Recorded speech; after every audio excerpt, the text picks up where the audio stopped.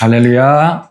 어린이 주일이 되면 자주 설교되어지는 말씀 중에 한 부분을 가지고 오늘 은혜 나누고자 합니다.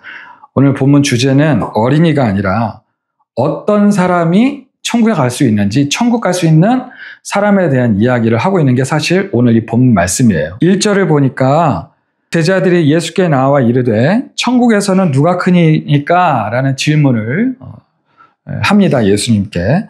제자들이 이런 질문을 하는 배경이 있는데 그 배경이 바로 앞장인 17장에 그 배경의 말씀들이 나옵니다. 17장에 무슨 일이 있었냐 하면 예수님께서 베드로와 야고보와 요한 이 세 제자들만 데리고 높은 산에 올라가서 기도를 하십니다. 그런데 그 산에서 기도하시는 도중에 예수님의 모습이 변형이 되시는 체험이 이 세 제자들이 하게 된다는 것이죠. 그래서 이 17장 이 말씀 부분을 우리는 변화산 사건이다 부르기도 하는데 17장 2절을 보면 그 얼굴이 해같이 빛나고 그 옷이 빛과 같이 희게 되었다라고 2절에서 말씀하시고 또 3절에 보니까 예수님이 그 구약의 모세와 그리고 엘리야 선지자를 만나시는 장면이 나오는 겁니다. 그래서 예수님과 이 모세와 엘리야가 예수님과 대화를 나눈 거죠. 이 장면을 베드로, 야고보, 요한 이 세 명의 제자들이 목격을 하는 장면이 17장에 나옵니다. 그리고 17장 5절에서 빛나는 구름 속에서 하나님의 음성이 들리는 거죠.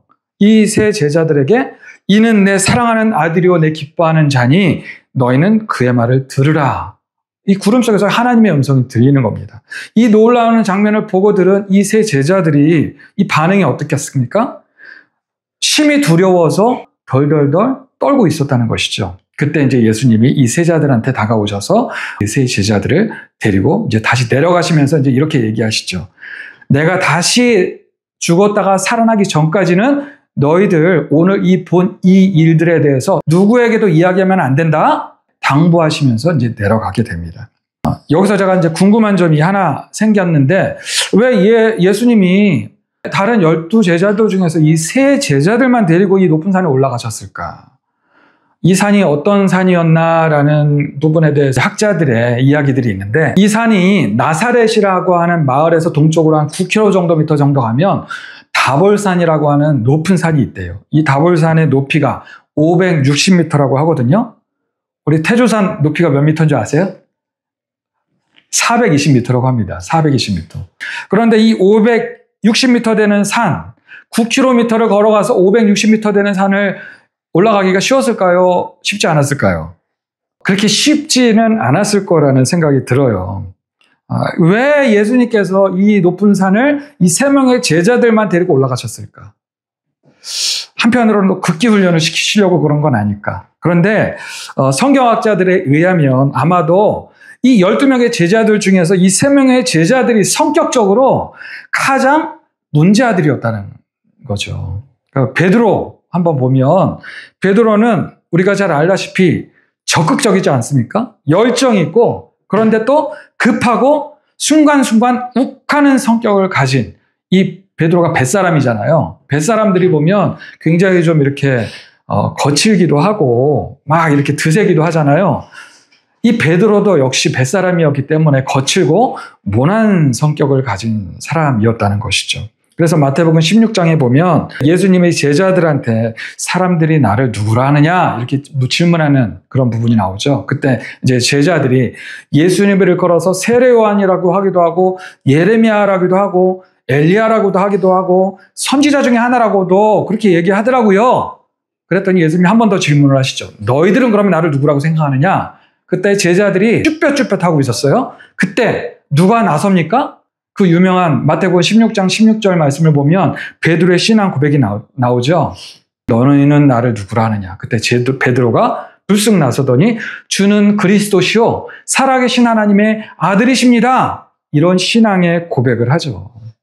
이때에 이 베드로의 신앙 고백을 들은 예수님이 너무나도 기뻐하시면서 엄청 베드로를 칭찬하시면서 축복을 하시죠. 바요나 시몬아 내가 복이 있도다. 하나님이 너를 깨닫게 하신 거야. 너는 이제부터 베드로 반석이라는 이름으로 불리게 될 것이고 내가 너의 반석과 같은 이 믿음의 고백 위에 나의 교회를 세울 것이다. 그리고 너에게 내가 천국의 열쇠를 줄게. 이러면서 베드로를 엄청 칭찬을 하시죠. 이런 칭찬들을 다른 제자들이 있는 데서 베드로를 하신 거예요. 그러니까 이 다른 제자들의 입장에서는 이 베드로를 어떻게 생각했을까요? 베드로를 부러워하면서 베드로를 참 어떻게 보면 또 시기하기도 하고, 여하튼 간에 이때부터 베드로가 예수님의 수제자로서 조금씩 인정받게 되었다라고 볼 수가 있는 것입니다. 근데 또 바로 이어서 예수님께서 계속 말씀을 하십니다. 예수님이 로마 병사들한테 끌려가서 대제사장들과 이 바리새인들한테 많은 고난을 받다가 죽게 될 것이고 3일 만에 살아날 것이다 라는 말씀을 또 해주십니다. 조금 전까지만 해도 엄청난 칭찬을 받았잖아요. 베드로가. 이 베드로가, 분위기 탄 베드로가 예수님이 곧 죽을 것이라는 말에 흥분해가지고 뭐라고 또 얘기합니까? 주여 그러시면 안 됩니다. 제가 예수님, 주님을 목숨을 걸고 제가 지키겠습니다. 이러면서 또 앞에 나서가지고 그렇게 얘기를 하는 거예요. 그랬더니 예수님이 또 바로 뭐라고 하십니까? 베드로에게 면박을 주시죠. 마태복음 16장 23절을 보면 사탄아, 내 뒤로 물러가라. 너는 나를 넘어지게 하는 자도다.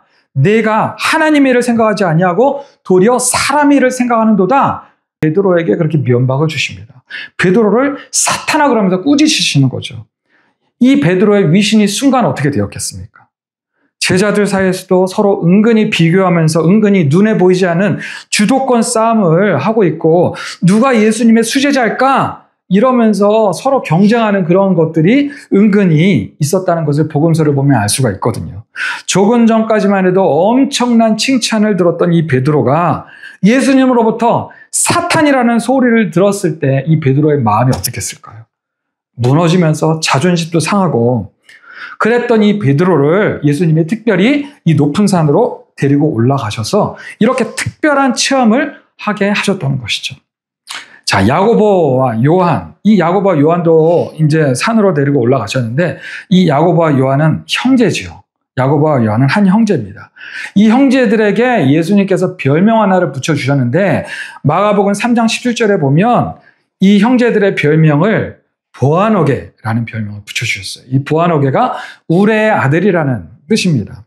이 두 베드로와 야고보와 이 요한의 이 형제의 성격이 너무나도 천둥 치는 것처럼 급하고 변덕스럽다는 거예요. 감정 기복이 또 심하다는 것입니다. 그러니까 이 야고보와 요한도 어떻게 보면 베드로와 성격이 비슷한 거예요. 급하고 감정 기복이 심하고 욱하는 성격을 가지고 있어서 제자들을 비롯한 다른 사람들과의 충돌도 잦고, 참 이렇게 미숙한 청년들이 이 베드로, 야고보, 요한 이 세 사람들이었다는 것입니다. 특히 마태복음 20장에 보면 이 야고보와 요한의 어머니가 와서 예수님한테 청탁을 합니다. 예수님, 당신이 나중에 이스라엘의 왕이 되시면 이 두 아들을 예수님의 양쪽에 앉혀주세요. 높은 자리에 좀 앉혀주세요. 라는 청탁을 이 야고보와 요한의 엄마가 와가지고 치맛바람을 일으키고 있는 거예요. 그러니까 이 야고보, 이 요한, 이 형제의 어머니를 또한 보았을 때 이 야고보, 요한이 성장한 이 가정이 뭔가 문제가 있지 않았을까, 이런 추측도 하게 되는 것이고, 그래서 마태복음 20장 24절에 보면 이 야고보와 요한이 이 엄마가 치맛바람을 일으키면서 이 예수님한테 청탁을 하는 모습을 본 다른 제자들이 분하게 여겼다라고 또 말씀하고 있는 것입니다. 그래서 결론은 이 베드로와 야고보와 요한은 어떻게 보면 문제아들이었기 때문에 이 세 명만 특별히 데리고 이 높은 산에 올라가셨다라는 이야기죠. 자, 그래서 예수님께서 이 세 명의 제자들만 데리고 이 산에 올라가가지고 이렇게 놀랍도록 특별한 경험을 하게 하신 것은 이 세 명의 제자들을 변화시키시려는 예수님의 특별한 방법이셨다는 것입니다. 그런데 이 세 명의 제자들이 그러한 놀랍고 엄청난 광경을 보고 와서도 예수님께서 그 말씀하신 대로, 명령하신 대로 내려와서 예수님께서 부활하시기 전까지 입 꾹 닫고 자기가 경험하고 체험했던 것을 그냥 아무에게도 말하지 않고 있었을까? 그렇게 했을까요? 제자들에게는 자랑하듯이 예수님의 부탁의 말씀이 있었기에 자세히 말하지는 않았지만 이 놀라운 점을 했다는 것을 티를 내었을까요? 안 내었을까요? 자신들이 엄청나게 한 이 체험들을 이 3명의 제자들이 입국 닫고 예수님은 하나님의 아들이심이 분명해 천국에 있을 우리 위대한 조상 모세와 엘리야와 예수님이 제자 나누시는 그 장면 봤잖아. 쏙닥쏙닥거리면서 그렇게 이야기할 수도 있었을 것 같습니다. 야, 그때 예수님 변화되신 거 봤어? 예수님 얼굴 빛나신 거 봤지? 예수님의 그 입으신 그 긴 옷, 천국 가면 우리도 그런 옷을 입게 되나 봐. 이러면서 쏙닥거리는 그런 모습을 다른 9명의 제자들이 눈치챘을까요? 안 챘을까요? 그러니까 이 다른 제자들도 이 3명의 제자들에 대해서 끊임없이 시기하고 질투하면서 비교하고 그랬을 수 있을 것 같다는 것입니다. 그래서 오늘 우리가 함께 읽은 이 마태복음 18장 1절 말씀을 보면 그때에 제자들이 예수께 나와 이르되 천국에서는 누가 크니까? 예수님, 천국에서는 어떤 사람이 제일 인정받는 사람입니까? 라고 묻는 거예요. 그러니까 제자들이 이렇게 묻는 것이죠. 예수님, 저 시몬 베드로는 반석이라는 이름도 멋지게 바꿔주시고 안드레, 요한은 며칠 전에 산에 올라가셔가지고 뭔가 엄청난 걸 또 보여주시고 경험하게 하신 것 같은데 천국 가서 저 베드로와 야고보와 요한이 제일 높은 자리에 앉게 되는 거 맞을까요? 이런 질문을 지금 예수님한테 하고 있는 것입니다. 그랬더니 예수님의 대답은 그때 마침 가까이 있던 어린아이 하나를 불러와서 그들 가운데 세우시고 오늘 이 말씀을 하시는 것이죠. 3절에 보면 진실로 너에게 이르노니 너희가 돌이켜 어린아이들과 같이 되지 아니하면 결단코 천국에 들어가지 못하리라. 제가 왜 이 제자들에 대한 이야기를 이렇게 다소 길게 설명을 했을까요? 천국에서는요, 이런 시기하고 질투하는 이런 제자들의 모습과는 정반대의 사람이 들어갈 수 있다는 것입니다.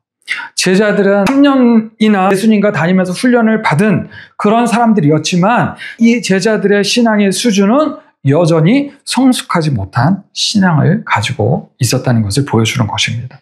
그래서 예수님께서 이 옆에 있는 어린아이를 데리고 와서 이 어린아이와 같은 믿음의 순수함을 가진 사람, 어린아이와 같이 시기하거나 질투하는 것이 아니라 자신의 나약하고 연약함을 인정하고 낮추고 겸손한 사람이 천국에서는 오히려 큰 자다라는 것을 제자들에게 지금 가르쳐주고 계시는 것입니다. 우리 3절을 한 목소리로 좀 읽도록 하겠습니다. 시작.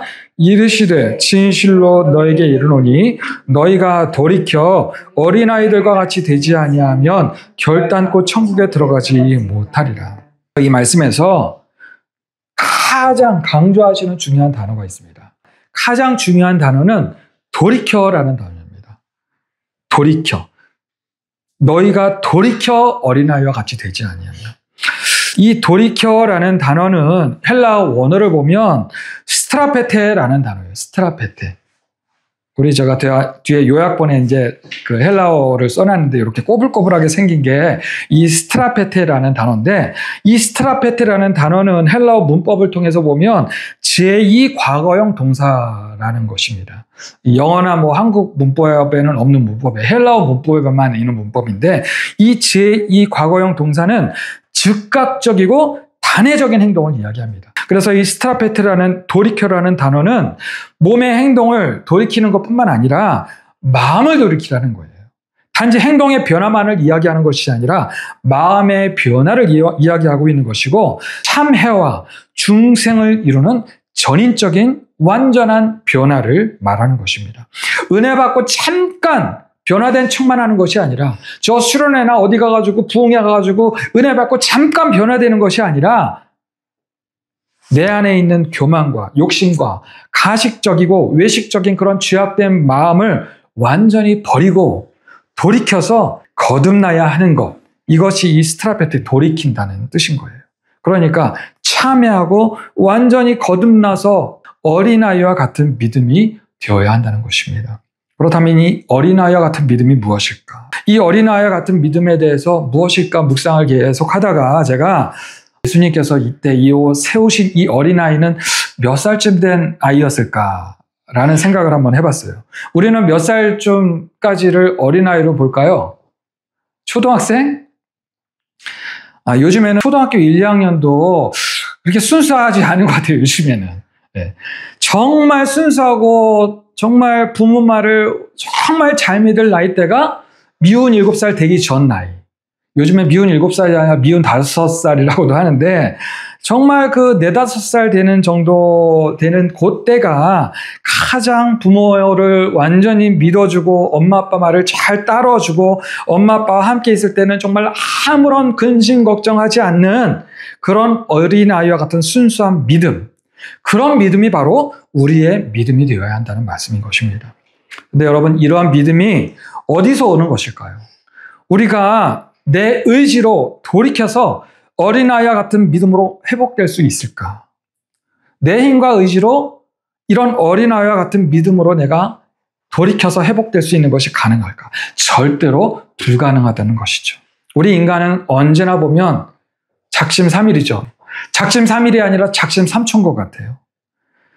우리 인간은 도저히 스스로는 변화될 수 없는 전적 타락, 전적 부패의 인간인 것입니다. 종교개혁자 칼빈의 5대 강령 중에 하나가 전적 부패, 전적 타락, 이 원리인데, 우리 인간은 죄악으로 인해서 완전히 부패해 있고 완전히 타락해 있어서 스스로는 도저히 이 죄악으로부터 벗어날 수가 없는 것입니다. 그렇기 때문에 예수님께서 우리의 죄악을 대속하시기 위해서 오실 수밖에 없었다는 것이죠. 우리의 이전의 죄악된 모습으로부터 돌이킬 수 있는 방법은 우리의 힘과 우리의 능력으로 되는 것이 아니라 오직 하나님의 은혜로, 하나님의 그 십자가 은혜로만 가능하다는 것입니다. 하나님께서 우리에게 은혜를 주셔야지만이, 성령 하나님께서 값없이 주시는 그 은혜로 우리의 믿음과 우리의 신앙이 이 어린아이와 같은 믿음으로 돌이킬 수 있게 된다는 것을 여러분 믿으시길 바랍니다. 제자들조차도 예수님이 십자가에서 죽으실 때까지 변화되지 못했습니다. 예수님이 부활하셨음에도, 부활하신 예수님을 만났음에도 여전히 제자들은 완전하고 확실한 믿음을 갖지 못했습니다. 언제쯤 이 제자들도 이 천국 갈 수 있는 믿음을 얻게 될 수 있었을까요? 예수님께서 약속하신, 그래서 오실 때까지 기다리라고 약속하신 보혜사 성령님께서 사도행전 2장에서 마가의 다락방 보면 임하시지 않습니까? 그제서야 모든 제자들이 그 성령의 세례를 받고 완전히 순수한 어린아이와 같은 신앙과 믿음으로 변화되었다는 것입니다. 여러분은 지금 돌이켜서 변화가 되었습니까? 어린아이와 같은 순전한 믿음을 가지고 살아가고 있습니까? 여전히 시기하고 질투하고 미워하면서 욕심을 버리지 못하고 지나치게 세상을 사랑하는 그런 믿음 없는 모습으로 살아가고 있지는 않습니까? 그렇다면 스트라페페, 돌이켜시길 바랍니다. 돌이켜서 예수님께서 말씀하신 이 어린아이와 같은 믿음으로 순수한 믿음과 신앙으로 돌아가시길 바랍니다. 이를 위해서 날마다 성령 하나님께 간구하시고 성령 하나님의 도우심으로 천국 백성으로 살아가실 수 있는 저 여러분들이 되시기를 주님의 이름으로 축원합니다.